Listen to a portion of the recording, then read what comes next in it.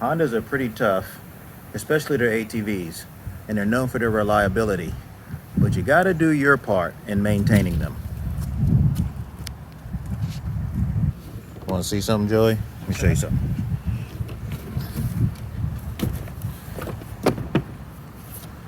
All right, here we go. Is there gonna be a rat in there? I don't know, we'll find out. I don't know if he'll be in there. We'll probably see evidence. Jesus. Yeah, there's definitely been one living in there. Oh, there's a dead one in there, I think. Looks like a tail right there. I don't know, move the filter, let's see. I don't think I can.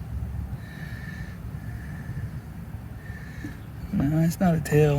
But there's definitely been one living in there. Yeah, you can see he's been... Yeah, so...